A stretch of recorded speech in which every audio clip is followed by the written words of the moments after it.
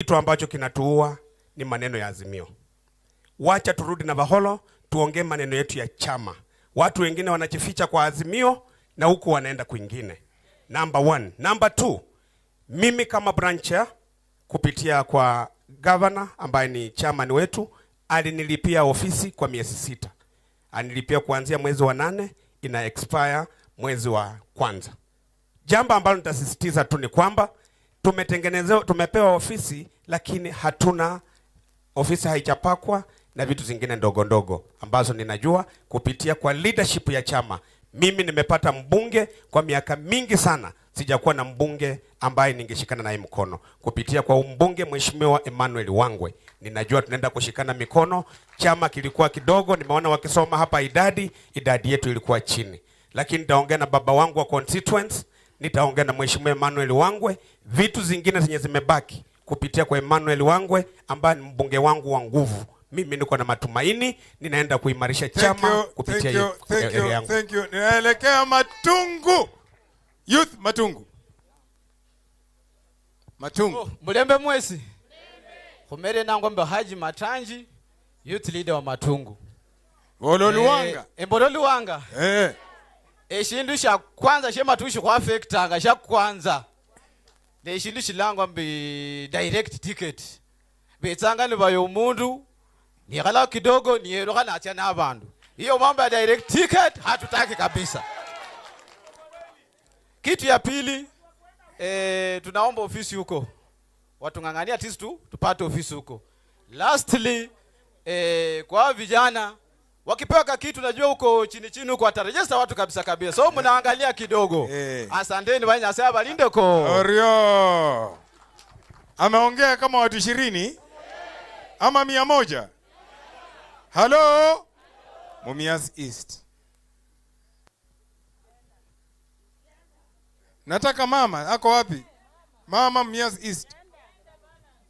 Hajasimama, hayuko tayari. Ndio huyo, patia. Very well. Kwanza huyo ni sugu wa chama huyo. Kwa majina anaitwa Aziza Were, mwenyekiti wa mama Mumias East. Ngoyo. Kwanza shida niko nayo kwa sub county ni hiyo ya nomination. Tungependa tuwe na nomination. Tukiwa na nomination tutakuwa tumejua ule tumepitisha ni wetu na itapatia wanachama motisha. Ya pili, hatuna ofisi. Ya tatu, tungependa hiyo inaitwa empowerment. Tutembee huko msituni. Unajua miasisi ni msituni, ni mapera. Na pia naomba wale wamechaguliwa kwa chama cha ODM Mumias East wasituache, watushikilie. Hayo tu. Asante. Yani wale watu mmechaguliwa Mumias East mlichana bantu. Mube mani. Mliyeko na bantu. Mliyeko nende wenesiama. Muwapeka kitu. Aya, Mumias West. Ndio huyo. Haraka bwana. Wewe Brian, unafanya kazi kama ile mtu mwingine. ODM. Tuko tayari. ODM. Kwa majina wanaitwa Fadhili Mulongo, youth leader Mumias West constituency. Sisi tuna shida kwa mambo ya empowerment, na hii habari nataka nifikishie chairman wangu wa county level bwana FCPA Fernandez Baraza. Sisi vijana wa Kakamega, youth leaders wa kila sub county, tunaomba utukumbuke kidogo. Cha pili. Yani unga. Ya. Oh, okay. Gavana unga. Si ndio hiyo unga, nikisema unga ni hii. Cha pili, nitarudi upande wangu wa Mumias West. Nimesema hivyo kwa sababu gani? Sisi watu wa Mumias West, najua sisi ndo tumefanya vizuri, na naomba baba Raila Amolo Odinga pamoja na dadi wetu wa Kakamega, naomba utukumbuke na utusaidie, utuwekee ofisi tafadhali. Asanteni. Thank you. Butere. Very well. Kwa majina najulikana kama Westa Frederick Nanjira, youth leader Butere sub county. Kitu ambacho naweza kusema tu ni maneno mangapi mawili peke yake. Kitu cha kwanza, tafadhalini viongozi wetu wa ODM wa Butere, tafadhali tufungulie ofisi. Kwa sababu gani nasema hivyo? All MCAs walipigwa kwa chama cha ODM. MP chama cha ODM. Hakuna hii kala yote ambayo imepakwa ODM Butere. Hapo nimemaliza. Jambo la pili, hii maneno ya kupatia watu, hii chama ya ODM ni chama ambayo wanasema kwamba sisi tunajua kama ni direct and free and fair. Tafadhalini, hii mambo ya kukuja na mnakaa kando kwa nyumba, mnaanza kutengeneza kwamba tunataka wewe iwe kiongozi sijui nini, hiyo mtuemo. Tuanze election kuanzia grassroots to sub county na county level. Asanteni, Mungu awabariki. Very well. No, nataka woman leader wa Khwisero. Khwisero, wewe ni woman leader. Nimesema nataka mama. Chairman, umekuwa woman leader tena.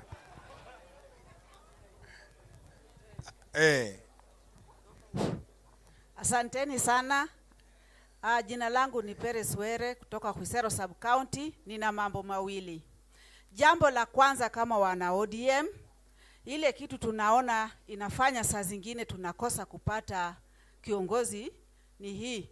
Uko kwa ODM, wewe ni delegate na mwingine una support mtu ambaye anaitwa independent. Kwa nini hatuwezi kukufa na mtu wetu? Hiyo ni jambo ambayo inafanya sisi tunapoteza, kwa sababu mtu ako kwa ODM na anakuambia sitapeana huyo MCA kwa sababu simtaki. Jambo la pili, sisi kama Women League, ningeomba ofisi kuu wabuni jambo ambayo inaweza weka wamama pamoja, kwa sababu mara nyingi sisi wamama tuko na shida nyingi ambaye tukiwa pamoja tunaweza tatua. Hiyo inamaanisha ya kwamba saa zingine Women League, National Women League awe anatembea mpaka kwa grassroots. Asanteni. Thank you. Ninaingia Ikolomani. Ikolomani youth leader. Ikolomani youth leader. Kwa majina naitwa Joseph Matati kutoka Ikolomani sub county. Na hapo kulingana na chama cha ODM, sisi tumekufa na baba Raila Amolo Odinga kuanzia wakati wa zamani sana, tukiongozwa na baba wetu Ambeto Paranya, na tuko na gavana wetu pia wa Kakamega Fernandez Barasa anaendesha mzuri. Kwa hivyo kitu ambaye nitaenda through to point, tunataka ODM iwe na maobisi. Chairman anaitwa chairman na kwa nyumba yake ana obisi. Sasa wakati wa kuwasilishana mawasiliano ndani ya chama inakuwa ni vigumu. Pia kuna wanachama wengine mfanye uchaguzi, ni chairman naye anapinga MCA wa ODM, ambapo hata kepu zikikuja za ODM kama hizi inakuwa ni vigumu hata huyo MCA kupata, naye anapigania chama. Kwa hivyo hiyo vitu mpaka tuangalie. Asanteni sana. Very well. Ninaingia Shinyalu, na tafadhali sitaki mrudie yale wengine wamesema. Si ndio? Tulete pointi mpya. Shinyalu.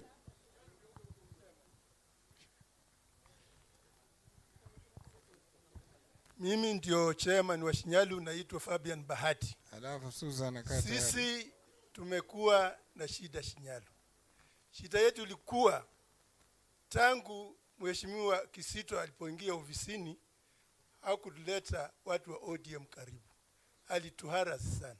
Na huyu Mheshimiwa Kisito alikuwa dropped kwa sisi kama ile nino. Sisi kitu tunataka lengo. Yeah, sisi lengo. Tunataka waheshimiwa wa on ODM. Kama sasa kitu tunataka tuko na Halo. Mkutano ni moja. Tuheshimu baba. Sisi tunataka kama wale MCS ambao wako ofisini ni MCS 5 kwa ward 6. tunataka wale wakuja chini na sisi wafanye mkutano. Tangu waingie ofisini hatujawaona. We have never seen them, they have not sat with us. Thank you. Asante. Hiyo ni kadi. Hebu nione Susan Lurambi anatufungia hiyo kitengo. Susan Lurambi anatufungia. Hello. Hello. Baba TV. Baraza Power. Hamala Tialala. Delegates ODM. Asanteni sana. Kwa majina naitwa Susan Omondi, woman leader Lurambi. Baba Lurambi, tunataka kukuhakikishia, tuliona pale SG alitangaza tulikuwa namba 2. Lakini next time kama atakuwa anauliza hiyo swali, utakuta tuko namba 1 kwa registration. Mikakati yetu tumeanza kupanga na mheshimiwa wetu Hamala, na baba tunakushukuru sana pamoja na Governor Emeritus Oparanya vile mulituletea Bishop Hamala. Ameanza kuhit ground na kila kitu inaenda kukua sawa sawa. Pamoja na Governor wetu Baraza, kila kitu inaenda kukua sawa. Baba, jambo langu la second last, ningeomba next time kama unarudi Kakamega, si uite tu mkutano ya wamama delegates peke yake. Mapinduzi. Na wamama wakwe na mambo yao na baba, sivyo? Mapinduzi. Mwisho baba, sisi wamama wa grassroots saa zingine tunakimbia hapa na pale.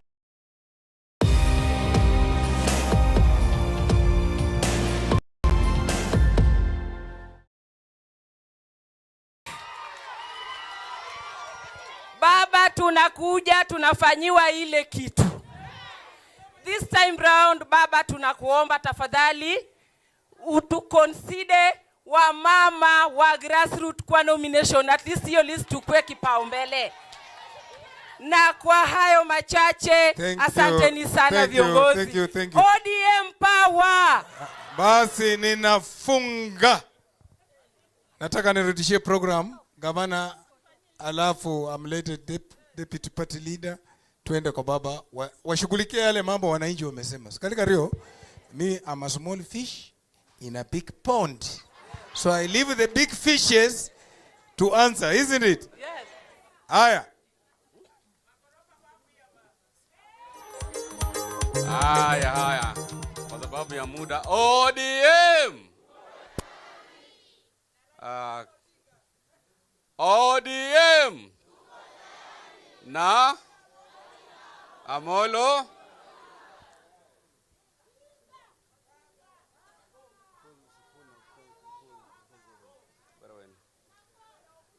Baba, kwanza kabisa ningependa kusema mambo mawili ama matatu. Mambo ya empowerment ambayo nimesikia hapa kutoka kwa madelegates, hiyo ni kazi ambayo mimi kama governor wa Kakamega County nitashughulikia.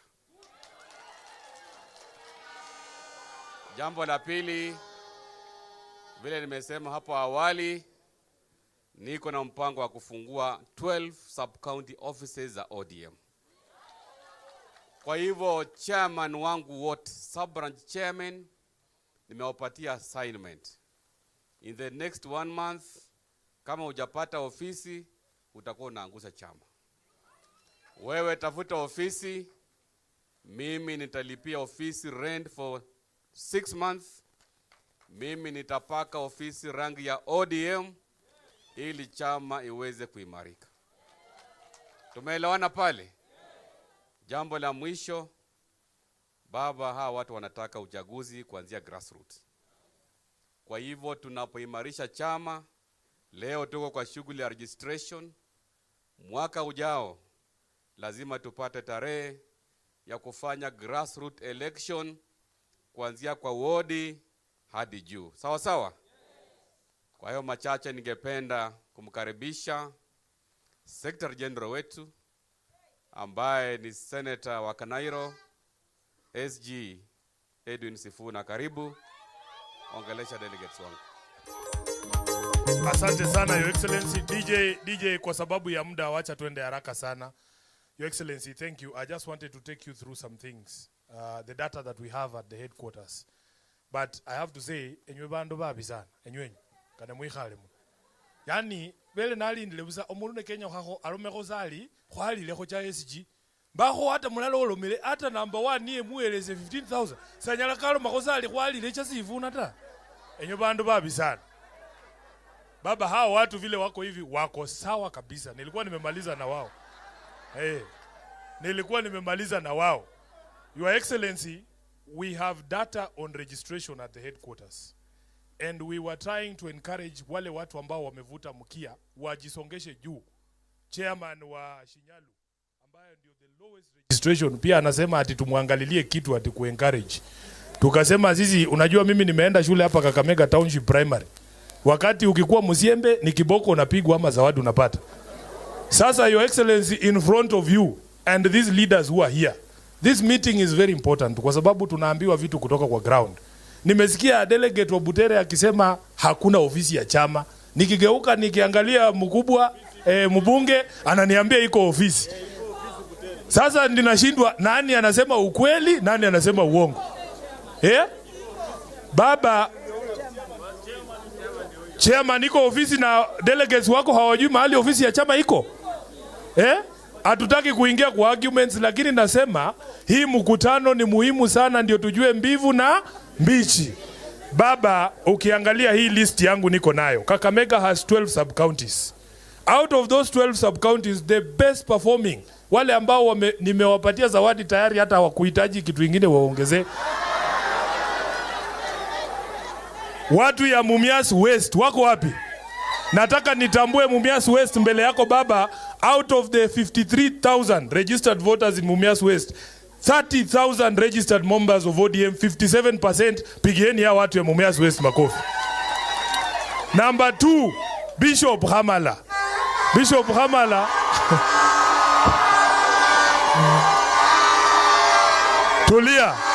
Tulia. Baba, out of 89,000 registered voters in Lurambi, we have 43,000 registered members of ODM, 49% wote wamejiandikisha ndani ya chama. Pigia watu makofi. Bishop, transport ya watu wa Lurambi nilikuwa nimeshawapatia wasikusumbue. Number 3, baba, Mumias East. Out of 50,000 registered voters, baba, we have 24,000 registered members of ODM, watu wa Mumias East. Pigia hao makofi. So I wanted to say this, baba, so that we encourage these other constituencies.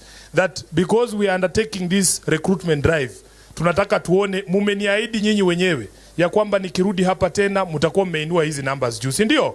Si mumesema nyinyi wenyewe? Nataka muhakikishie baba ya kwamba mtafanya kila jitihada ya kuhakikisha kwamba tumeandikisha members. The only issue tuko nayo, and His Excellency Baba Raila Amolo Odinga knows, we are facing a very serious challenge kule Nairobi kwa sababu huyu mkora ambaye alijiingiza State House ameamua kwamba atamaliza vyama vya kisiasa. Yeye kila siku anatudanganya kwamba yeye ni mwanademokrasia, lakini kwa budget ya mwaka uliopita Political Parties Fund kwanza alipunguza na 500 million shillings. Tukapoteza hiyo. Mwaka huu ametoa supplementary budget, imepita mwezi uliopita huu kwa sababu tuko December. He has removed 900 million shillings from the Political Parties Fund. Sasa kwa miaka hii moja tangu Ruto aingie, political parties have lost 1.6 billion shillings. Halafu wakati huo baba amejiongezea 5 billion shillings ati kujenga pavilion pale State House ya kupiga sherehe. Hiyo ndio serikali ambayo tuko naye. Huyu jamaa anataka kumaliza ODM, anataka kumaliza vyama vingine vya kisiasa. Na nataka niseme hivi, sisi hatutakubali hata wakikataa na hiyo pesa. Sisi kama wajumbe hapa tumepata challenge sasa. Governor akisema anafungua ofisi za constituency, sisi kama wajumbe tufungue ofisi za ward. Si ndio? Hii rangi haitapotea vile Rudo anataka. Yeye anataka hii rangi ipotee, tunataka kumwambia ngoo haitapotea, si ndio? Kwa hivyo nataka wajumbe ambao tuko hapa, niko na wajumbe wangu wa Nairobi hapa, msimame tu, ma MCAs wa Nairobi. Stazo Mungala kutoka hapa Savana, nimeona leader wetu wa Makongeni na ni majority leader na MCAs wako hapa wote.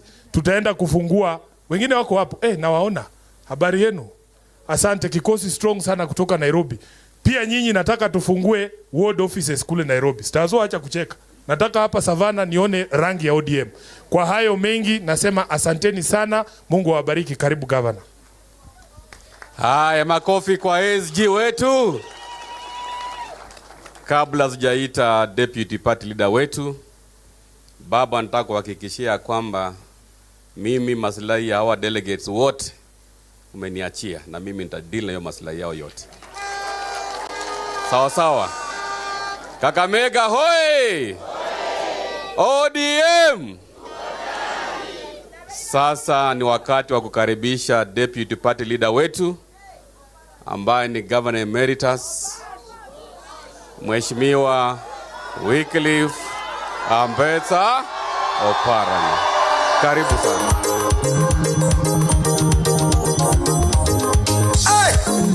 Halo mkadu minikale henda piusi wafula webuye international. Kulapa ngaji waya mbaya sana. Noma bana vifu.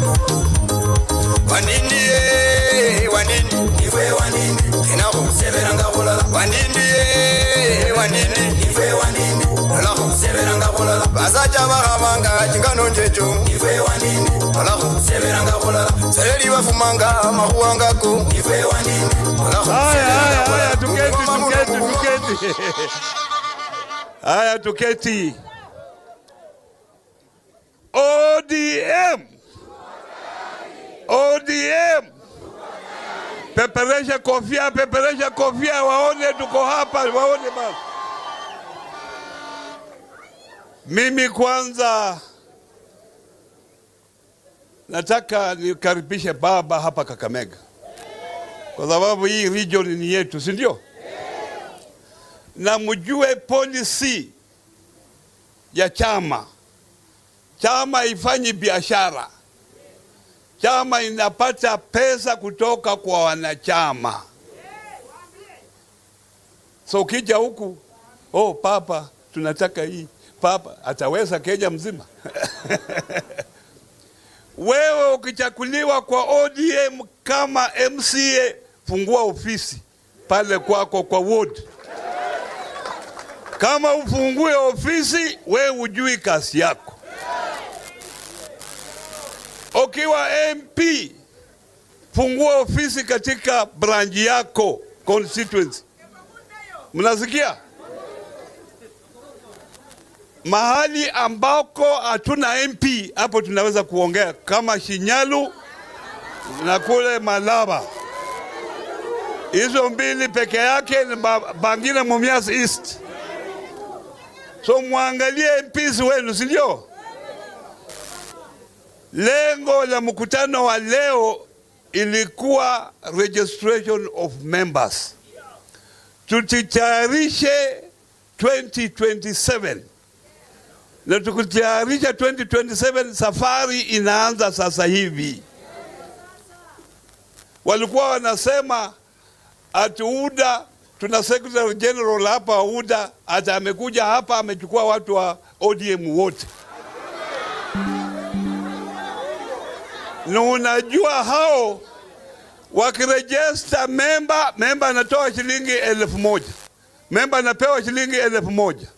Ndiye anapewa, ndiye afanye nini? Afanye registration. Naimiza hao, kwa sababu kila mtu uchumi imeenda mbaya. Wakija na 1,000, wewe register, kesho yake toka, rudi kwa chama yako. Kwa sababu hiyo pesa ni hiyo ni pesa ya nani? Mfanye hivyo. Jambo la pili, saa hii tunataka tufanye uchaguzi mwaka ujao, kuanzia grassroots kufika juu. Lakini saa hii tuna watu wengine mguu iko huku, wengine iko huku.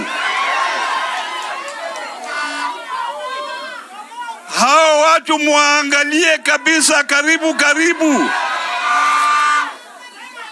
Wakisimama kula kiti chochote, mfanye nini? Muwato.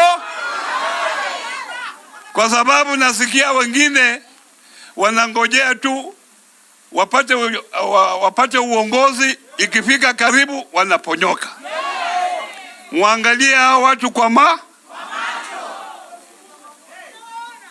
Mimi nimesimama imara kwa chama cha ODM. Mimi tangu tuunde ODM 2005 sijatoka hapo. Na mimi nimesimama na Raila Amolo Odinga. Nitaendelea kusimama na Raila Amolo Odinga. Hata wafunge, mimi nitasimama na Raila Amolo Odinga. Muko na tashwishi yoyote? Kwa Oparanya hakuna tashwishi yoyote. Sasa la mwisho, sasa nimesikia ati ile mazungumzo tulifanya Nairobi, huyo mazungumzo ni bure. Wacha nimwambie, pengine nyinyi mnasoma mambo ya magazeti. Tumejaribu agenda ya kwanza, ile ilikuwa ya muhimu kwetu. Ile agenda yetu ilikuwa gharama ya maisha. Hiyo ndio ilikuwa agenda yetu, na kwa sababu hawako na watu wale wamesomea uchumi kama sisi, tuliwaambia mkitaka gharama ya maisha iende chini, mfanye hii, mfanye hii, mfanye hii. Na wamekataa. Wanasema hao ndio serikali. Hao ndio serikali. Kwa sababu hiyo ni serikali, watafanya ile wanataka. Tumesema sawa, nyinyi muendelee kufanya ile mnataka. Nasikia wengine wanasema ati sisi tunapewa vyeo. Hakuna cheo chochote sisi tunataka, kwa sababu hao ndio walikuja na agenda ya vyeo. Iye prime cabinet secretary na hao, official opposition leader ni hao, 2 deputy opposition leaders ni hao. Na sisi tunasema hiyo viti, wakitaka hiyo viti ikuwe hapa katika Kenya, katika structure yetu, paka tuende referendum. Hakuna mambo ingine bushoti kati ya kupitia kwa bunge, kwa sababu hao ndio wanaongoza kule kwa bunge. Bunge wengi wamenunuliwa huko, wanapika kura nao. Nyinyi wa bunge, hii ripoti itakuja kwenu, na sisi tayari kupitia kwa party leader wetu tumetoa msimamo. Kabla uongee, ni vizuri usome hiyo report, ujue ni hiyo report inasema nini. Usisome hii mambo ya magazeti, kwa sababu porojo kwa magazeti iko mingi kabisa. Mnasikia? Chukulala. Na tuna watu wengine walikuwa wanataka kudefect, kufanya nini? Tuende kule uwanjani kule Mkumu, mnafanya defection huko. Hapa nitakaribisha Baba Raila Amolo Odinga aongee na nyinyi, alafu tuendelee mbele. Haya, tusimame tukaribishe Raila Amolo Odinga. Eta wa msungumano mkatu ni hali nende tusu.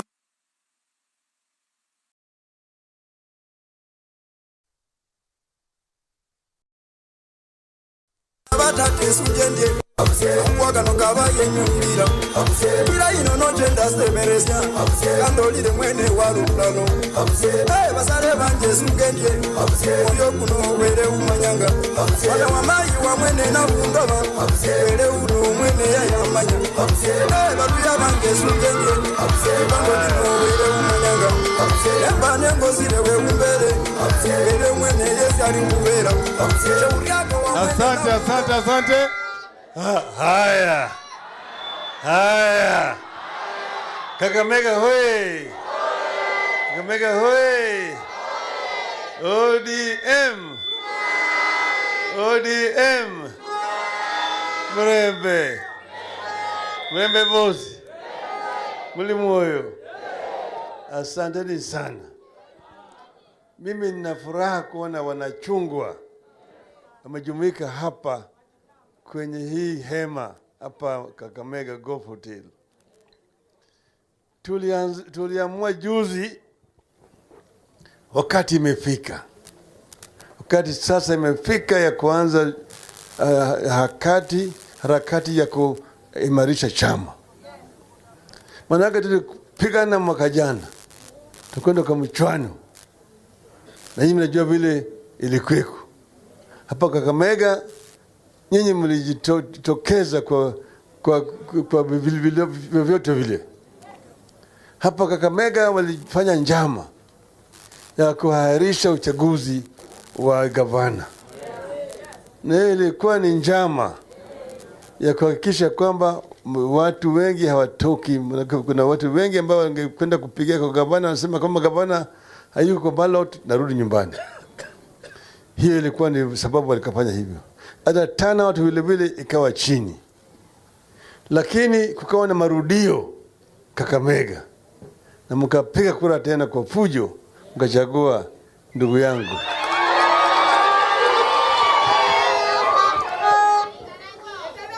Sasa unajua waliiba kura yetu, waliiba. Hata kama waliiba, imekoma kwa koo, imekataa kuteremka. Wanatafuna lakini haiteremki. Inawanyonga, inawanyonga, sio? Sasa tuliketi chini tukasema, tukifanya uchaguzi mwaka ile ya kura, bado kuna chuki mingi sana, tuache ipoe kwanza, sio? Lakini vile vile tukingoja sana, kama kura nyingine inakaribia, vile vile kuna wale wote ambao wanataka kusimama wanakuja na pesa mingi sana kununua watu hapa. Tukasema sasa ndio wakati ya kufanya hiyo harakati. Ndio sababu tulianza wiki jana, juzi tukwanza tulianza kule Siaya, tukaenda Homa Bay. Wiki hii iliyopita tukaenda huko Migori. Baadaye tukafanya Nyamira na Kisumu, tukamalizia kule Kisii. Sasa leo tumekuja Ingo, na tumeanza hapa leo Kakamega. Ingekuwa kesho tungekwenda Vihiga, lakini kwa sababu ya matanga ambayo iko hapa Kakamega, hiyo ya Vihiga tutafanya baadaye. Tungekwenda siku ya Jumatatu, tungekuwa kule Busia, lakini viongozi wa Busia wengine wameenda mkutano kule Dubai, hiyo vile vile tumeahirisha. Lakini tutarudi kufanya Vihiga, Busia na Bungoma na Trans Nzoia pamoja yote. Sawa sawa, tutakuja kwa fujo kabisa. Sasa chama ndio ni chombo cha ukombozi. Zamani tu watu walikuwa napigania na mikuki, mishale, ngao na uta. Lakini siku hizi kwenye utawala wa kidemokrasia, silaha ambayo tuko nayo ni chama. Na chama kama iko na nguvu, inaweza inashika hatamu ya utawala. Kwa sababu tunasema mpaka chama chetu cha ODM iwe na nguvu. Hata kama tunaungana na wale wengine, lakini kwanza ODM yenyewe mpaka iwe na nguvu zaidi. Kwa sababu tumesema chama. Tunajua kuna vijana ambayo wakati tulikuwa tunafanya usajili wa chama walikuwa miaka 13. Sasa wamefika miaka ngapi? 18, sio? So mbalehe sasa. Mbalehe. Umeshika sasa, imetosha, sio? Mpaka tuwapatie hao vijana fursa ya kuingia ndani ya chama. Chama ni kama mto. Kama mto. Unaona mto Nzoia natoka pita hapa, na Yala napita pande hii. Inatoka mlimani. Mkia iko kule mlimani. Kichwa imeingia kule kwenye ziwa. Inaingia huko. Maji ingine inaingia kwa ziwa, ingine inatoka mlimani. Kuja namna hii. Sasa hapo chini huko kuna vijana. Alafu pande nyingine kuna kina mama. Pande nyingine kuna wale naitwa veterans ya chama. Wale wakombozi. Na pande nyingine kuna wazee wa chama. Pande nyingine kuna wale wasomi wa chama, intellectuals. Hao wote tunawataka. Ile youth wing ya chama, women league ya chama, the think tank ya chama, the veterans ya chama, the elders ya chama, yote tunawataka. Chama inakuwa na nguvu zaidi. Sasa vijana kwanza wanakuwa ndio unasema ni uti wa chama. The vanguard of the party is the youth league. The party is as strong as the youth league is. Vijana ndio wanaleta vibrancy katika chama. Ndio sababu tunataka vijana wapewe nafasi waingie ndani ya chama. Sawa? Wamotishe ndani. Kuna wazee wengine ambao sasa wamechoka na wamekataa kutoka. Anashika tu namna hii ati harmonization. Toka kwa hii league hapa enda kwa league ya wazee. Wache wachana hapa chini nafasi, sio? Sio sawa sawa?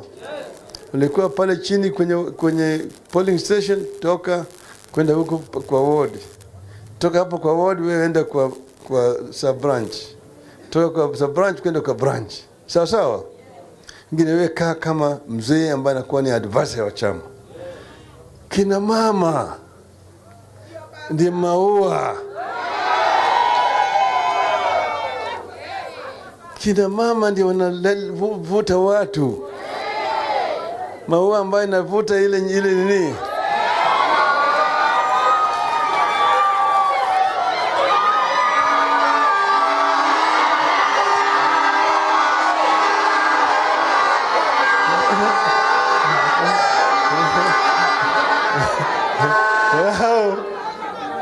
Ndio wanavuta nyuki.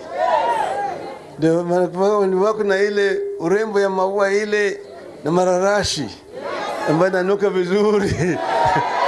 Ile manukato. Alafu sasa nyuki inakuja, sio?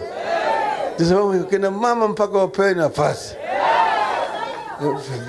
Mama wao na nafasi wao pale wapewe kufanya kazi, kila mara kwa mara wanakutana, wanaangalia shida ambayo inakumba kina mama, wanapatia officials hapa juu, alafu inaenda mpaka kule Nairobi.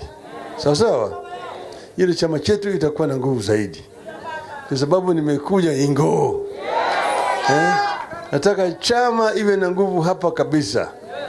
Vile Sifuna amesema hapo orodha ya vile vyama wamesajili watu hapa. Amesema ati Mumias West inaongoza. Inafuatwa na Lurambi. Sio kwa bishop yangu hapa.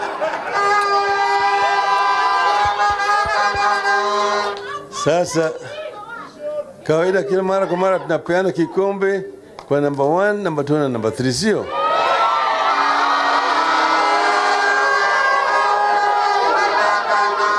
Sasa lakini sasa nataka mjue katika chama chetu county number 1 kusajili watu ni Busia. Busia ndio number 1 Kenya mzima. Busia ni number 1. Inafuatwa sasa na Kisumu sasa. Sasa Kisumu sasa Busia, Kisumu, Homa Bay, Siaya, Kisii, Migori, Nyamira, Mombasa, Kakamega namba 9.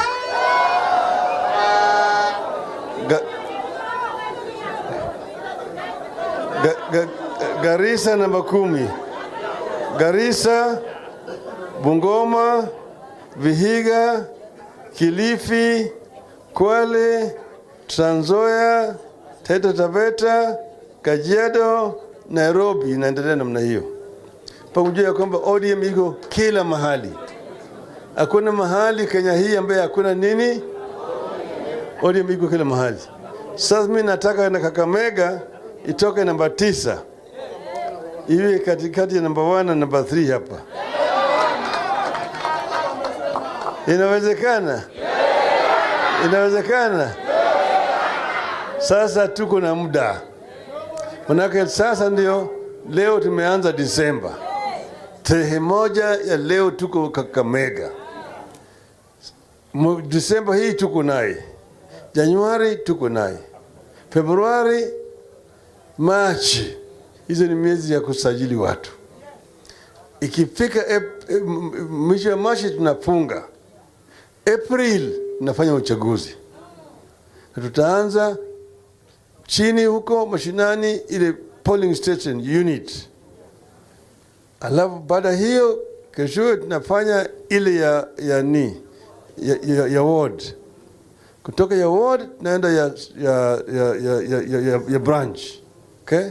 Na kutoka hapo tunaenda ile ya county. Kutoka pale sasa enda Nairobi kwa delegates conference. Sawa? Sasa mko na muda sasa. Wale wapinzani wetu walipiga kelele. Ikina Malala na Bweka hapa na pale. Omondi anabweka. Alisema sasa Kakamega wameshika yote. Ni kweli? Ni urongo? Nataka muonyeshe hii. Walisema watafanya uchaguzi tarehe 9 mwezi wa 12. Sasa ilipokuwa na karibia namna hii, mambo yakapamba moto sasa. Wakaanza kusukumana hapa na pale, wakaona sura tofauti kabisa. Wamehairisha. Tao vile sasa walisema tulisema Aprili, wao vile sasa wanasema ni Aprili. Lakini yetu ni Aprili ya kweli. Itafanyika. Sawa? Hiyo ndio sababu nimekuwa nataka niongee na nyinyi kama viongozi wa Kakamega. Mengine nitasema kule katika kiwanja huko. Lakini nikiwa hapa kwenye runinga, kuna kitendo ambacho kimefanyika hapa Kakamega. Usiku wa leo wameleta zile mabulldozers. Wamepiga manyumba na wamebomoa manyumba ya watu binafsi hapa. Moja yale manyumba ni ya Bishop Hamala. Huyu nyumba pale ambayo yeye mwenyewe alinunua hiyo ardhi, akajenga nyumba yeye mwenyewe, na ameishi hapo kwa miaka hizi mingi zaidi ya 20. Imebomolewa. Kuna mama mwingine pale Mjani, vile nyumba yake imebomolewa. Kuna moja nyumba alikuwa meya wa hapa Kakamega, vile wamebomoa usiku yote. Na hiyo yote, hiyo ardhi si ya serikali kuu. Na nimesikia ati amri imetoka kwa regional commissioner. I want to say here today, the provincial administration went with the previous constitution. The new constitution has no provision for a provincial administration. There's a nefarious act which they brought in to try to bring the national government down to the counties. Under the devolved system of government, the executive authority in the counties rests with the governor. What's the so-called regional commissioner? Or county commissioner? These are relics of colonialism that we must remove away. And we will go to court to declare this so-called provincial administration unconstitutional. County commissioner has no powers to interfere with the governor. The so-called regional commissioner is completely illegal. There are no regions in our governance structure. Regions, the provinces went with the old constitution. We no longer have Western region. We don't have a Western province. We don't have Nyanza province. We don't have Rift Valley province. Coast, Northeastern, Eastern, Nairobi. Those went with the old constitution. They are no provinces. Don't rename them regions and appoint people illegally to try to control and interfere with the lives of our people. The Shetani, this is an act of bestiality that has been meted against our people here of Kakamega. It is terrible that this should be happening under the administration of a government which you came to power promising the people that is going to be a pro-people. Hustler, Mama Mboga, Boda Boda, Jua Kali, ilikuwa ni takataka yote. Niliambia nyinyi hii yote ilikuwa ni propaganda. Ilikuwa ni kama kunyamba kwa punda. Therefore, we condemn in the strongest terms possible this act of the national government destroying people's houses under the guise that they want to come up and put up what they call affordable housing. Bishop Hamala does not need a house. He already has a very, very luxurious residential house. He did not ask anybody to come and build a house for him. So this act must be turned condemned, and the government must compensate the people whose properties have been destroyed. There's a widow whose house has been destroyed there. Professor? Professor Muteri. Professor Muteri. Samuel Ambundo. Yes. Okay.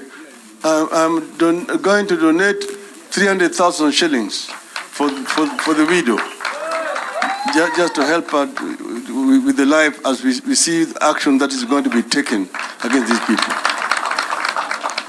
So otherwise the rest we will say kulini. ODM. ODM. ODM. ODM. Asanteni sana.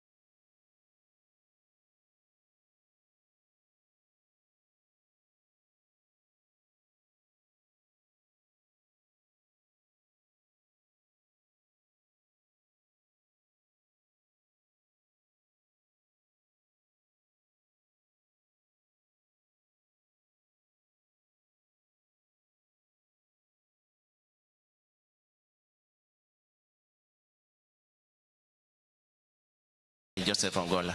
Kindly come forward.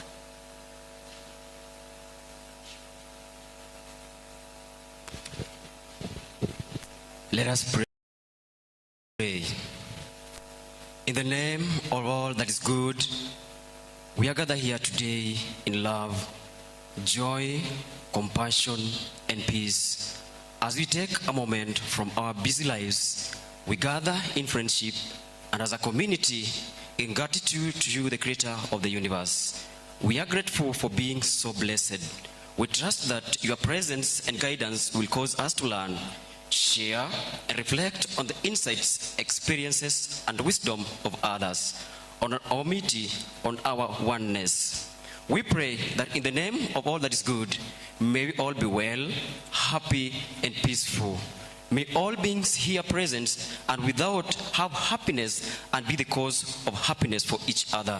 May we all be free of suffering and not cause suffering to others. May no harm come to us. May we all also have patience, courage, understanding, and determination to meet and overcome inevitable difficulties, problems, and failures in life. We thank you for our parents, our teachers and mentors, our friends, and may all living beings across Africa, here in Makueni and Kenya as a whole, that they will also be well, happy, and peaceful. May no harm come to them. We bring to you our worries, fears, doubts, joys, pains, and hate. May we find the place of truth, stillness, and eternal unity, where you and us with one another are one. May we all rest in you, in your spirit of life. Amen. Kindly be seated.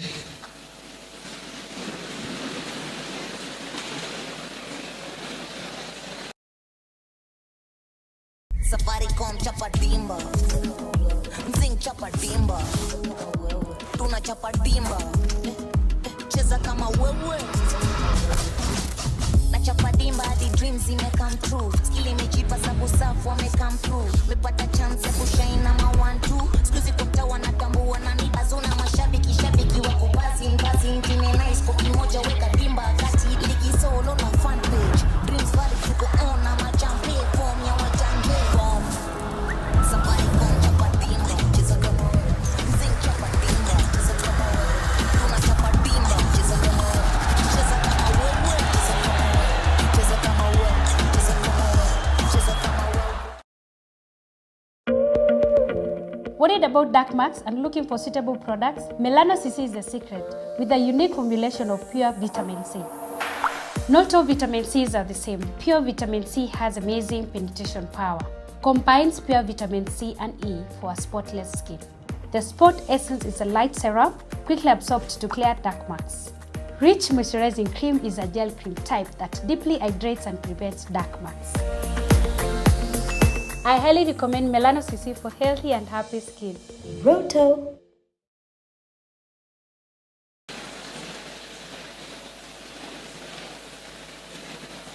I want to take this opportunity to invite the Lukenya University Choir to come on stage and give us a number. And as they come on stage, I want to invite everybody to Lukenya University.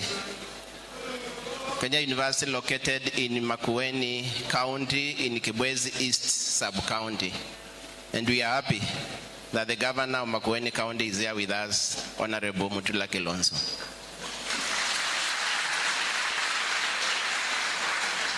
We are also happy to have been joined by the former governor, Makueni County, Honorable Gevudake Bwana.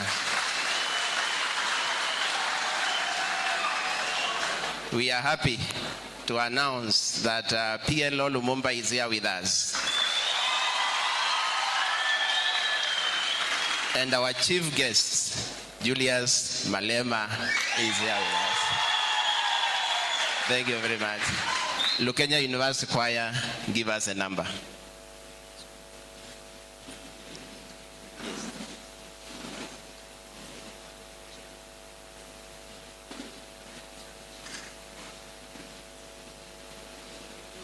Jumbo.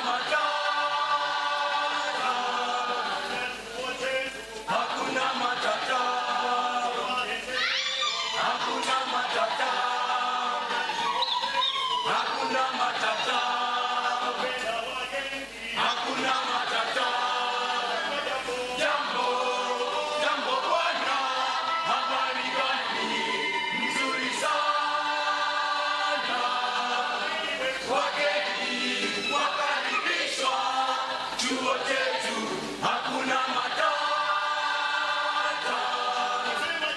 Jambo, jambo bwana, habari gani? Mzuri sana.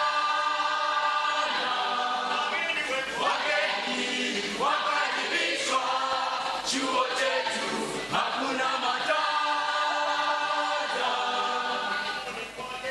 Hakuna matata. Hakuna matata. Jambo, jambo bwana, habari gani? Mzuri sana. Wageni wakaribishwa, chuo chetu hakuna matata. Jambo, jambo bwana, habari gani? Mzuri sana. Wageni wakaribishwa, chuo chetu hakuna matata. Hakuna matata.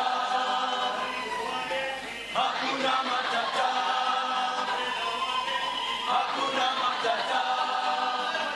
Jambo, jambo bwana, habari gani? Mzuri sana.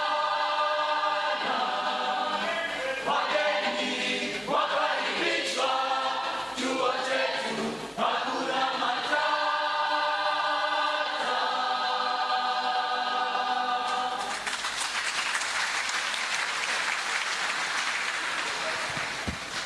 Let's appreciate the Lukenya University Choir. Thank you very much, Lukenya University Choir, with a wonderful number. Nyote makaribishwa Lukenya University. Lukenya University hakuna matata. I want to take this opportunity, first of all, to welcome you to Lukenya and maybe give some small guidelines. We have some restrooms for everybody. When you get out here, for the general public, we have some guest rooms or washrooms just next to this building, and you've been directed. We have so many of our students that are serving as ushers, and they are already uniformed, so you'll be able to identify them. They should be able to give you any form of assistance that you may need. I want to take this opportunity also to invite the Vice Chancellor of Lukenya University, Professor Constantine Nyamboga, who will be able to welcome us to Lukenya. Remember, he's our CEO, and he has to give us permission to do our operations within the university. Professor Constantine Nyamboga, the Vice Chancellor of Lukenya University. Welcome.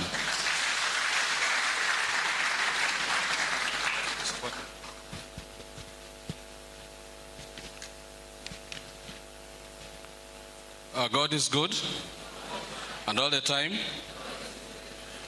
I'm happy everyone is happy.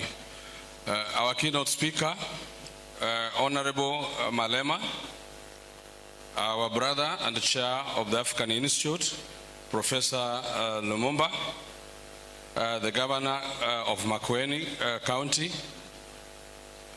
the governor of Makueni County present, that is Bwana Mtura Junior,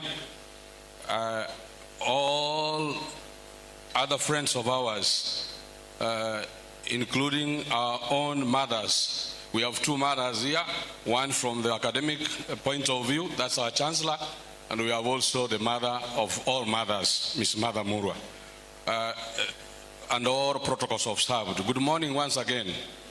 Distinguished guests, ladies and gentlemen, it's with great pleasure to warmly welcome you to Lukenya University at this launch of the Pan-African Institute.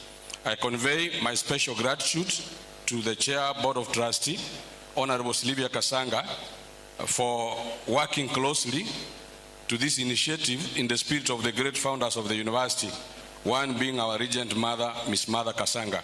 I'm excited to be with our keynote speaker, Honorable Julius Sero Malema from South Africa, a regent in Pan-Africanism with inspiring oratory, who is also the leader of the economic freedom fighters. I'm also glad to welcome Professor PLO Lumumba, who is one of our speakers today. We would still engage with him. He's a son of Africa, son of Kenya, in whom the Pan-African spirit thrives. Distinguished guests, welcome, and please feel at home and enjoy your stay in Lukenya University. Ladies and gentlemen, Pan-African Institute has in it the perennial and inherent spirit and the letter of Pan-Africanism that brings forth African renaissance.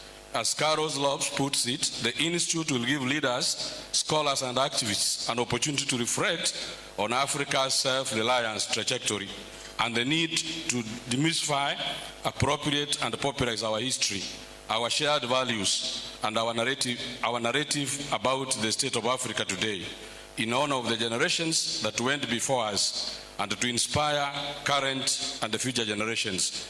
I'm therefore pleased and honored to be part of this milestone journey that Lukenya University impresses today. You will hear much of the Pan-Africanism and search of one African on different continents from the Pan-Africanist guru, Honorable Julius Marema and Professor PLO Lumumba, who are about or shortly will be delivering the address and the discourse on the subject. Nonetheless, allow me to mention that this institute, which is to be launched today, will enable both staff and the students and the people beyond to exploit opportunities resulting from the Pan-Africa Intra-Africa Academic Mobility Scheme. This will in turn support skills development through promoting academic mobility and facilitating exchanges of experience and the best practice. Ladies and gentlemen, I profoundly hold in my heart and on behalf of Lukenya University that Pan-African Institute shall not be a wonderful memory museum or encyclopedia for Pan-Africanism, for the same is plenty both in print and electronic form, but rather it will be a vibrant, mind-bubbling establishment. The Institute will strive to advance, enhance, and sustain initiatives towards regional integration and the improvements of living standards, while throwing off the circles of economic bondage and democratic stagnation. This lands Lukenya University plays on the continent of Africa as a place of Pan-Africanism by thought and practice.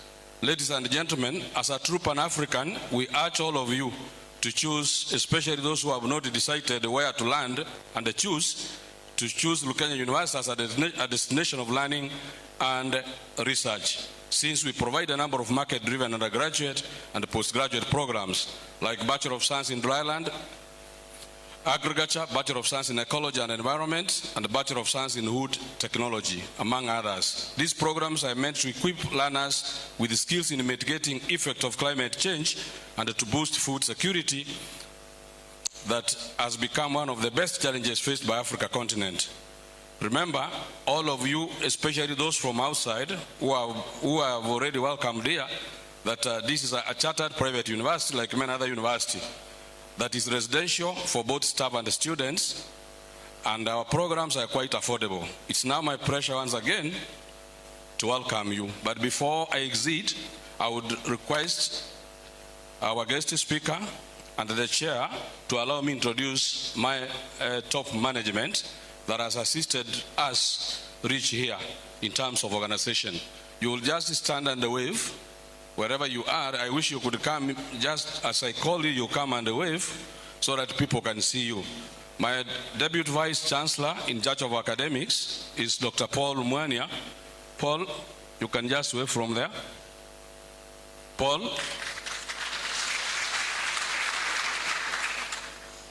With his permission, you have seen students doing a number of jiggy-jaggy here. They fall under his division. Then the second one is Dr. Judith Wafula, my DVC, the DVC Research and Collaboration. I'm sure Wafula is seriously networking now. The other one is the Register of Academic Affairs, Clementine Mutua. Just come here. Clementine Mutua. I would want the Pan-Africans to go, wherever they are, they will know that we take care of gender. Then I would have my deans. I'll reach the dean's level. We have Dr. Ruth Kimeu. Where are you, Ruth? Ruth is quite far. Thank you for standing. Then I have another dean, Dr. Virginia Mwansia. Where are you, Mwansia? Then the last dean is Kama Mwakama, who has been with us all along. And the last leader is someone I left for a purpose by DVC Infrastructure Management, Mudeu Kasanga. If you look at her design, she's really a total Pan-Africanist. So thank you, Mudeu. Now, thank you. Now it's my pleasure once again to invite the chairperson of Kenya University Board of Trustees, Honorable Sylvia Kasanga, to make her remarks. Mheshimiwa. Appreciate her, she's coming. Appreciate her, she's coming. You can see I have a wonderful and a very strong chairperson. Thank you. Thank you, Professor. To our chief guest, Honorable Malema, our chairman, PLO Lumumba, our governor, former governor is here today as well. Our Speaker of County Assembly is here today. All distinguished guests from across Africa, Chancellor, Vice Chancellor, Pro-Chancellor, everyone, all my friends out there and the comrades, good afternoon, everyone. And the ambassador is here. What a glorious day. Comrades, are we happy? Comrade power! Comrade power! Viva Africa! Our good friend, Honorable Jimmy Wanjigi, is just walking in. Please.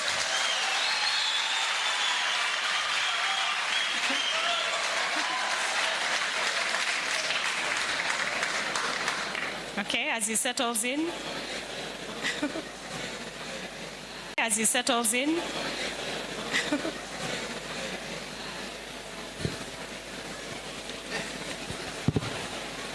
Thank you, Speaker. Thank you. All right, thank you so much. So today is about Pan-Africanism. And as the Vice Chancellor has said, we couldn't be more honored that the chairman, Professor PLO Lumumba, chose Lukenya University to be the place and the home of the Pan-African Institute here in Kenya. We don't take that for granted. And Professor, just to remind you, some time back, you officiated. You might not remember, but if you could, you officiated on the day we launched the vision of this university. So you have come home. Karibu sana, karibu nyumbani. So my duty is to introduce everyone who is associated with Pan-Africanism and Lukenya University. And I'm conscious about time, so we will move a little faster. Again, because we don't have room for everyone to speak, we are recognizing ourselves. We rise up and we wave. I want to start with our Chancellor. And I'm conscious about time, so we will move a little faster. From today onwards, you are a Pan-Africanist, and you will now carry the message of our Pan-Africanism to America. Let me also recognize our Pro-Chancellor, Dr. Heda. Dr. Heda is here with us today, our Pro-Chancellor. Thank you very much. Dr. Heda is an ultimate Pan-Africanist. He's done so much work for the community. If I was to read out his citation, we would not even finish the day. Bless you, Professor. Thank you, Doctor. Let me also recognize our council chair. He's here, governing council chair, Dr. Ndonye. Oh, you're here at the back. Thank you, Dr. Ndonye, also another Pan-Africanist, doing a lot of work in the village as well.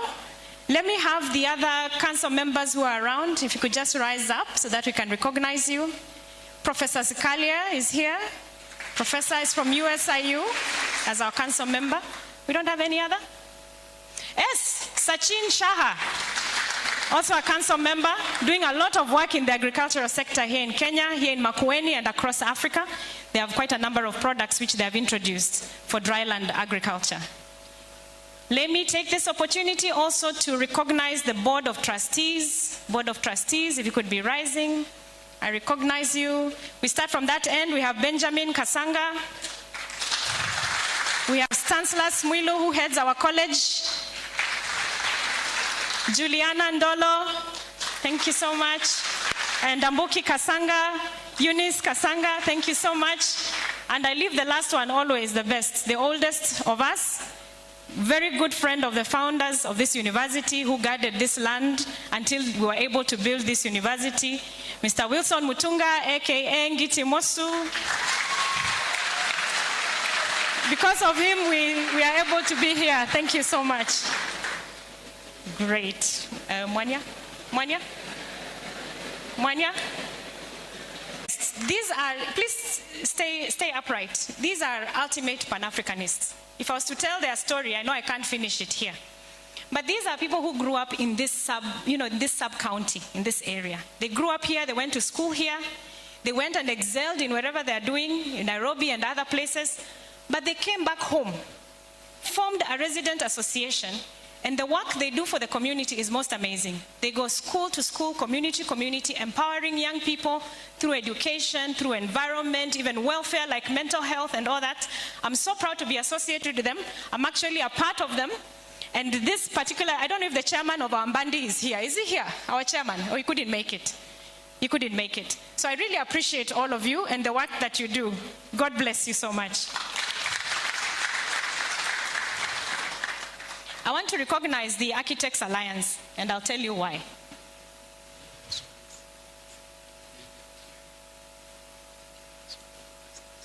Okay. Thank you. Okay. Thank you. 2-3 weeks ago, the Professor Lumumba helped us launch what we call the Architects Alliance. It's a group of architects who are 20 years in practice plus, who have come together for the purpose, reason is to wake up the built industry and have a joint conversation in the country on the built industry. Please rise up, Architect Alliance and the friends of the Architects Alliance who are here today. Thank you very much. That is them. Thank you. Chief guest, we promised Professor Lumumba that we will have a Pan-African architecture wing as part of our TAA activities, and we will work together with the Pan-African Institute to advance the Pan-African of architecture, Pan-African architecture. It should also become part and parcel of the conversation. Thank you very much for coming. I really appreciate you guys. Amongst us, we have a lot of leaders, but I will want to leave that to the governor so that you can help me with the elected leaders who are here today. We have a lot of media. Fourth Estate, thank you very much for coming. We appreciate you, and we need you, of course, to advance this cause. We have several universities that are represented here. We have Professor Edwin Odumo from MKU. Please, let's recognize you. Professor, where are you? Thank you very much for coming. Of course, USIU is represented by our council member, Professor Sikalia is here. We have several organizations that are here. We have Unitech. Who is here for Unitech? Unitech, thank you very much. I can see Unitech all the way from Congo, right? Yes, from Congo. We have Seedling Africa. Seedling Africa is here. Edwina is here. Thank you, Edwina. Kwacha. Kwacha. Who's here? Kwacha? Okay. Then we have BFC from Uganda, Dr. Marco War. He's here. Thank you very much, Mark. Most welcome. From Germany, oh, we have Professor Groman from Germany. He's here for woodwork technology at the college. Most welcome. And from South Africa, we have Siobondo Zimam. Is he here? From South Africa? Sibondo? No? Okay, great. I want to take this opportunity, and it's indeed a great honor for me, to invite our governor on stage. It is the first time the governor has been here to Lukenya University. We don't take it for granted. I'll ask him to come and address us, and please also recognize all the elected leaders who are here today. Please put your hands together for the governor of Makueni.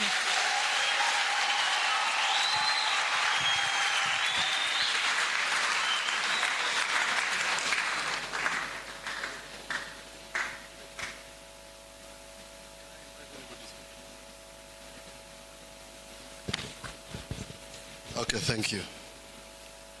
Comrade Power!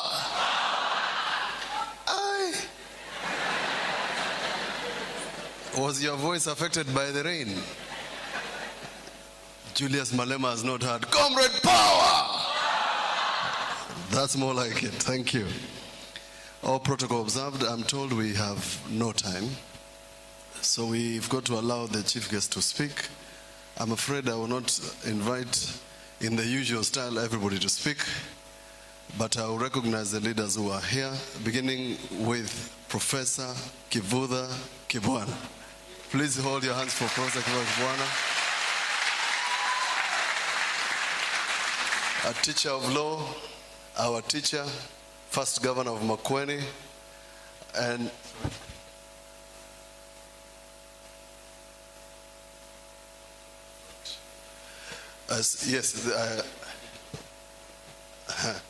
I've been given further guidance. I will allow the speaker, please come and recognize your members. And the reason I recognize you, and I say so because I went to the South African Parliament to watch Mr. Julius Malema, and he was giving the speaker a rough time. So these members of yours don't give you a rough time, so you are lucky, man. Thank you, Speaker. Thank you very much, Your Excellency the Governor, a chief guest. I do not want to take much time. I wish to recognize the legislators in this assembly, assembled here, courtesy of the chief guest. We have the area member of the county assembly, Francis Mwanya, the deputy speaker of the county assembly of Makueni. Next is Harrison Mutie, former deputy speaker of the county assembly of Makueni. And the rest of our members could not make it here because they are in committee business. There is, the rest please stand up. Honorable Elizabeth Muthike is a nominated member of the county assembly of the majority party in this county. Thank you, that's all. I do not have much to say because standing orders provides that when a visiting dignitary visits, then you lower and allow the visiting dignitary to address the assembly. And therefore, under provisions of standing order number 1, you hereby granted the authority to address this gathering in the soil of Makueni County in the Republic of Kenya. Malema. Thank you. Before I ask Professor Kibwana to say something, the gentleman I'm going to introduce made what I call nearly an indecent proposal to me. He's a presidential candidate, and he requested me to become his deputy presidential candidate. So I would have been, for all intents and purposes, a deputy president. But I declined to become the governor of Makueni. Jimmy Wanjigi, please come and say something.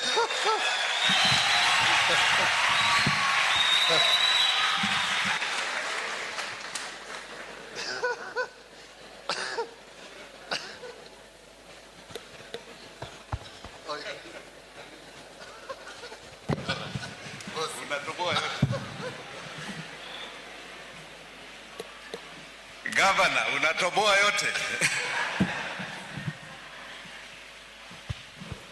My fellow Africans, headed by His Excellency Malema, comrades,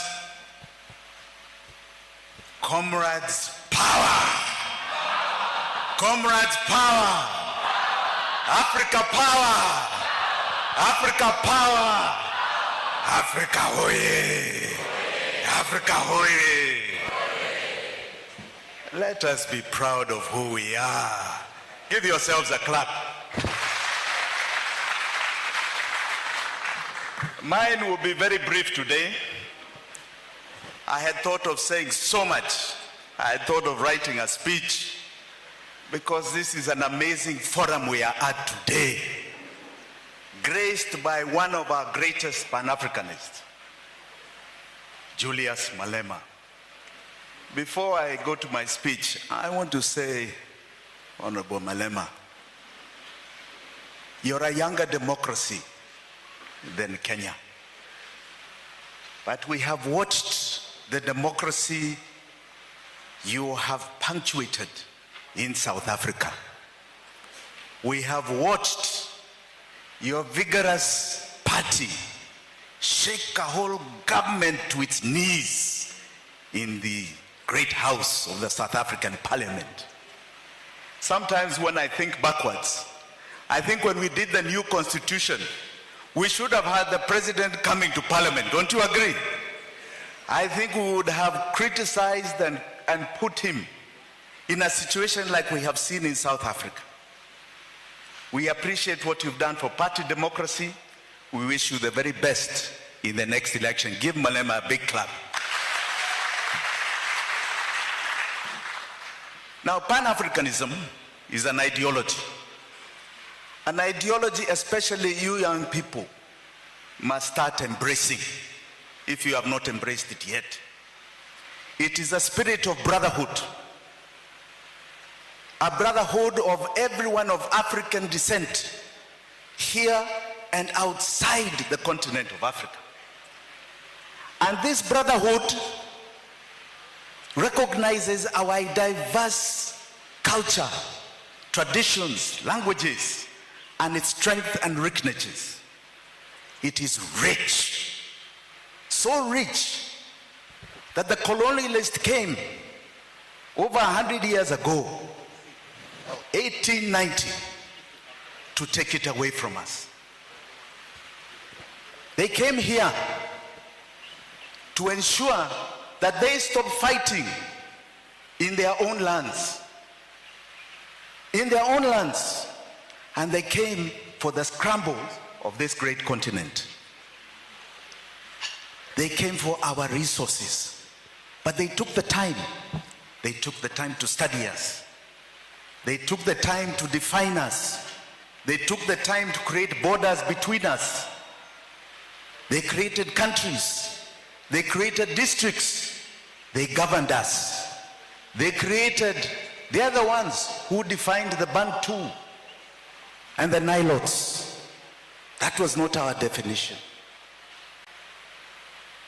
We now have a new resurgence. And that new resurgence must recognize the direction we have to go. We don't criticize our colonialists.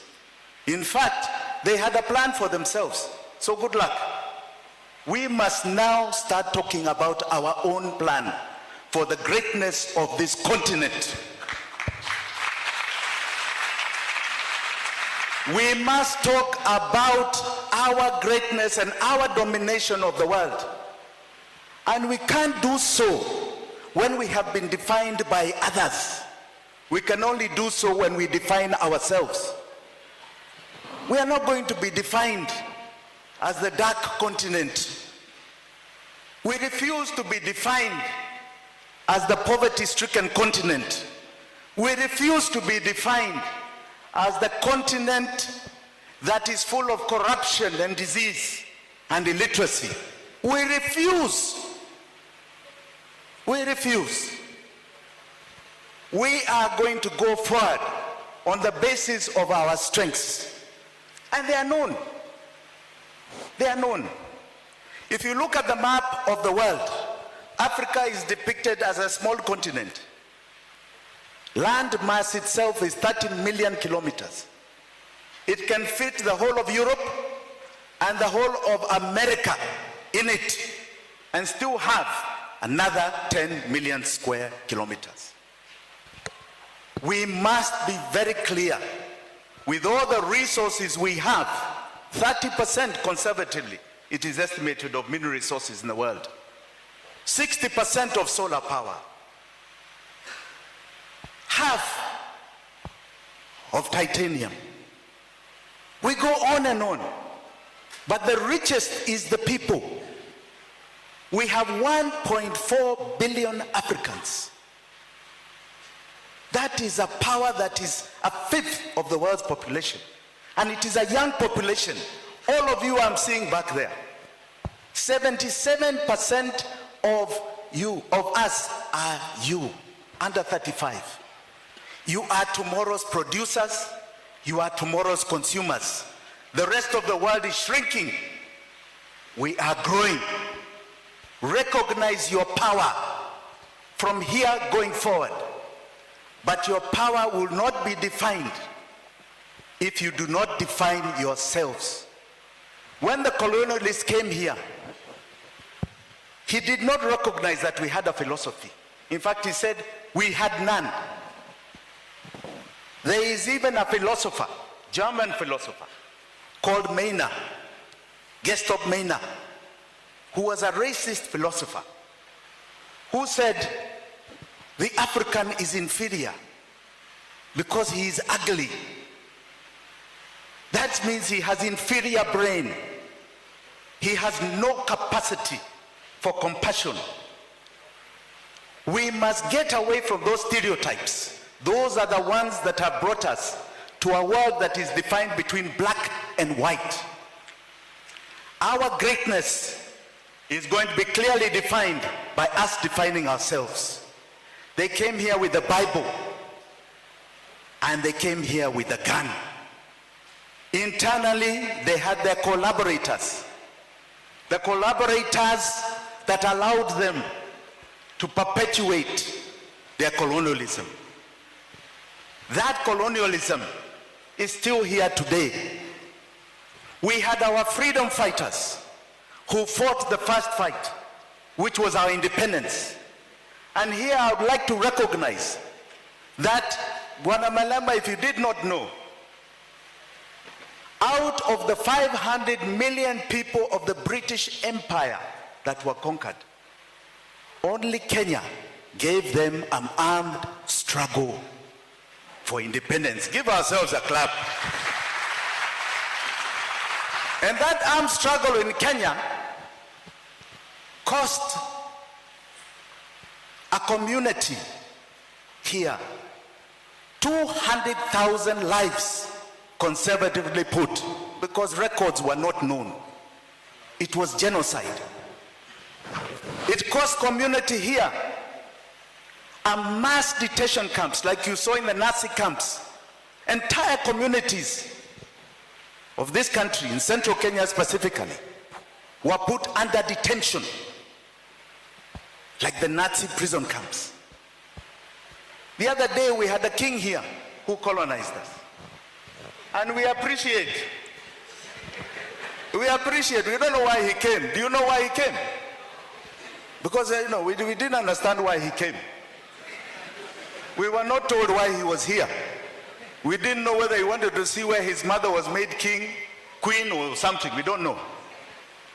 But when he came, he said he regrets and they are sorrowful. But he did not say sorry. He did not say sorry. One discussion they do not want to have is what they got from the colonies. 60% of the UK is built on their colonies. Their GDP is built on the colonies. And the greatest fear they have is the question of reparations. They are frightened of that word. Frightened. But it is a discussion we must start having. We are not going to allow the continuation of neocolonialism. We had our independence heroes. We had our second liberation heroes against those who were Africans that colonized us. I've seen in South Africa, you are going through the same thing. We have been there. Now we are going through together the economic liberation forward. Amasequeli. There's no other topic even in this country and on this continent other than economic liberation. And that liberation, please understand, they are the colonized Africans, even in that liberation. the ones who are perpetuating debt as a tool of slavery, the ones who are perpetuating the removal of our natural resources as a tool of slaverism, the ones who believe, like the colonizers believed, that they can only be up if we are down. And they believe that they are becoming the new colonizers. Our liberation has got to be defined by the new liberators. In the old times, we had the liberators of Kwame Nkrumah, who specifically said, and I must quote him, I am African because, not because I am born in Africa, but because Africa is born in me. Those liberators, from the ideologies of Marcus Garvey, the liberators of Lumumba, of Mandela, of Nyerere, of Jomo Kenyatta, not the son, Jomo Kenyatta the father.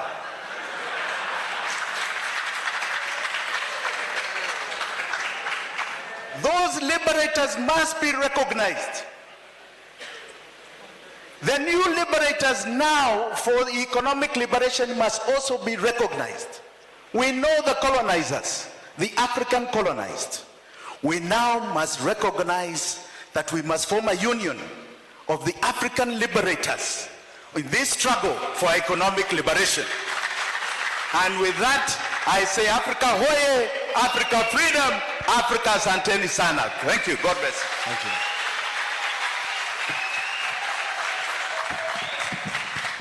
For a moment, you became the guest speaker. Professor Kibwana, please come.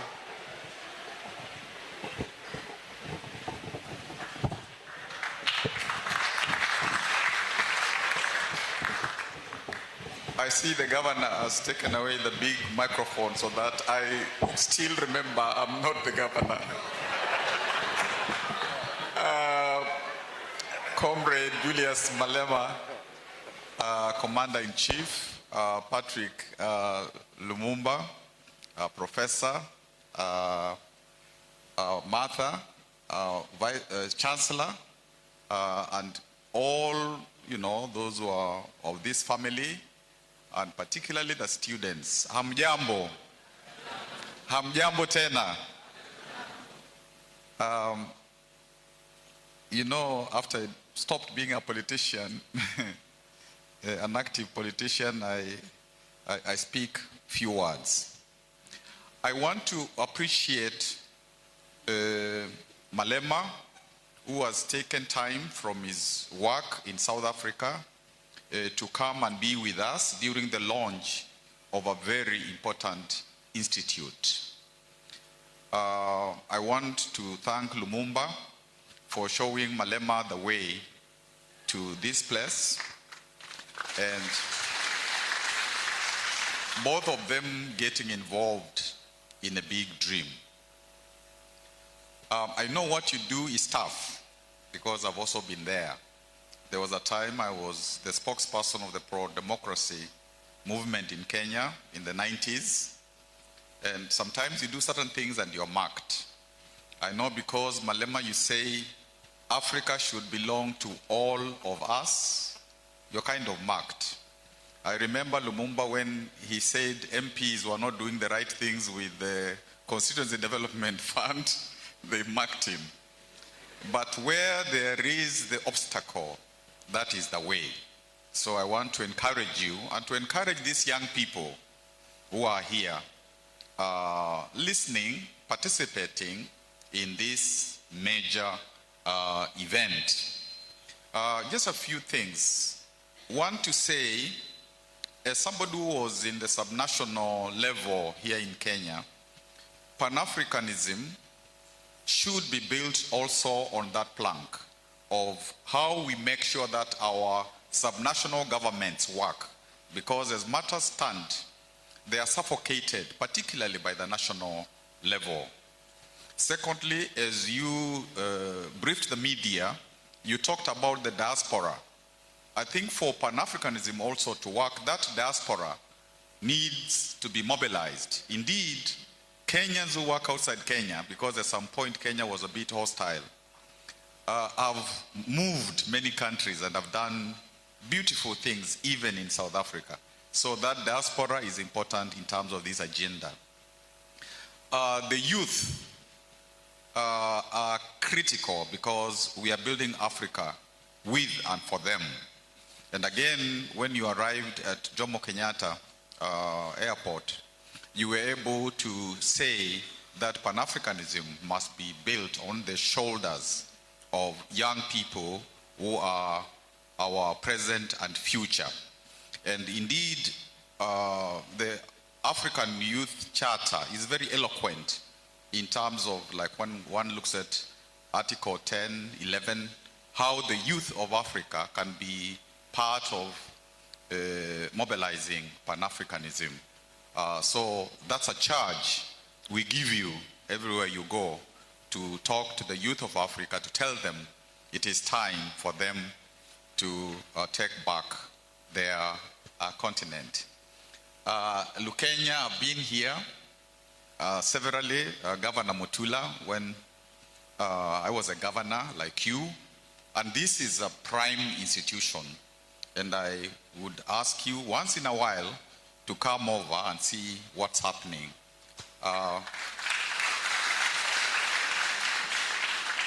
And I hope that with this institute being inaugurated, you will also take the step of having a department of Pan-African studies, so that students can come here and study Pan-African studies. Let me conclude. I don't know why Wanjigi didn't think of also offering me then the deputy presidential. Maybe he thought my politics are radical. Let me end by Africa Arise, a poem. Sometimes in my solitude, I write poems. Africa Arise. Are we damned? Are you doomed? Cradle of ancient civilization, hopeless continent, refuge for legendary poverty, disease, hunger, decomposing continent, sanctuary of death, mother of the world. What happened?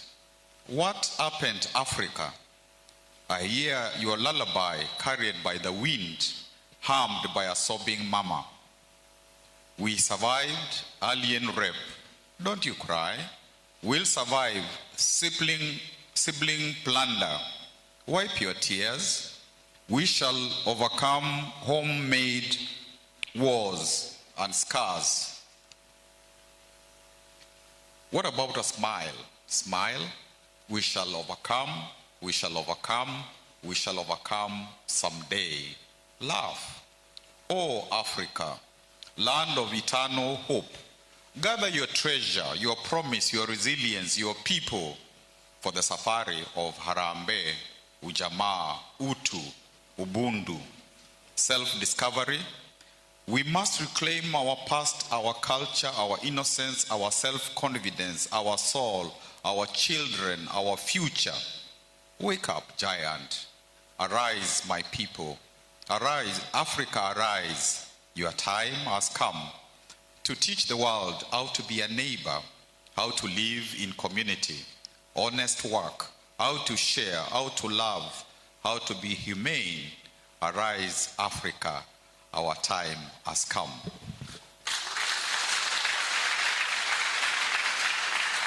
Asanteni and arise, Lukenya University. Thank you. Thank you. To our chief guest, of course, accompanied by PLO Lumumba. We have missed you in the public scene. Every time you speak, we take our notebooks because we are going to learn one or more complicated words. So this is a very good initiative, and I'm going to say why it is a good initiative. I bothered to travel to South Africa, and I went to the Robben Island. to see the place where Mandela and his friends were incarcerated. The person who took us on a tour, who was a victim, told us, do not cry. But by the time they finished the tour, I can tell you, you cannot not cry. And for a person to have stood these sort of circumstances that are Robben Island, come out of jail, become a president, leave presidency, and form the South African rugby team, makes Mandela an icon and a saint. Now, why is this important? The generation we are speaking to, Mandela, Kwame Nkrumah, Julius Nyerere, and all these African heroes are nothing but textbook stuff. They can't relate. They can't relate to the struggle. But here in their presence is a person who rubbed shoulders with Winnie Mandela, Nelson Mandela. So what is missing in the Pan-African struggle is the story. A person who knows the story, to tell the story. And that's why this is important. You have started a journey, together with the professor here, a journey to awaken this continent. Because somehow, and we must confess, you are just among the few people who are speaking truth to power. Because I've watched you. I've watched you interrogate a judge about his past judgments during their past.